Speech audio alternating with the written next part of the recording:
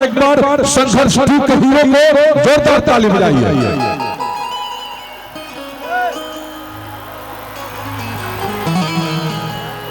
जो कि आज किसी परिचय की मोहताज नहीं है, वो इतनी प्यारी बच्ची है कि अपने इधर 6 महीना में सबसे ज्यादा गाना बजना उसी का बजा है। ईश्वर करे कि हम सबका प्यार और आशीर्वाद। इधर आओ शिवानी, आओ बाबू इधर आओ। शिवानी एक पहली बार मेरे साथ एक गाना गाई थी। कौन गाना? कौन सा गाना था बाबा? अच्छा अच्छा तनी सुर देखा था कि ये सही ना लेकिन के डिमांडिंग होला बाबा,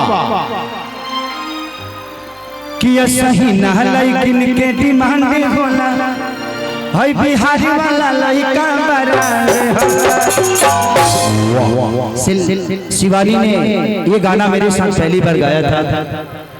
उसके बाद मौका नहीं मिला, न मुझे टाइम मिला, न इसे। ये भी बिजी है, मैं भी बिजी हूँ, लेकिन आने वाले भविष्य में हम दोनों एक दूसरे के साथ जरूर दिखेंगे।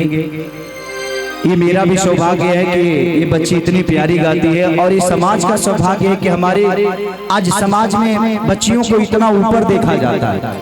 इसीलिए मैंने संघर्ष में अपने बेटी को कास्ट किया। और आप सबसे एक रिक्वेस्ट करूंगा कि संघर्ष 2 जैसी मूवी अगर नहीं देखिएगा तो बहुत कुछ मिस कर जाइएगा।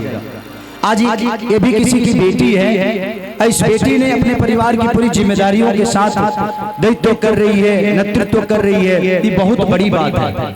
जे आज इसके पापा ने पैदा इसे जरूर किया, लेकिन आज इस बच्ची ने अपने परिवार को चला रही है। ये बहुत बड़ी बात है। इस बच्ची के लिए एक जोरदार ताली बजाइए आप सब, इसके हौसला के लिए बजाइए।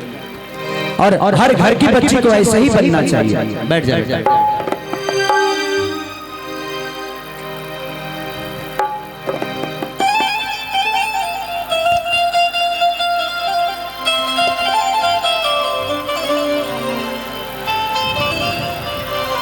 कि धोते हलू लभ सा, अरे डब से नहाई के,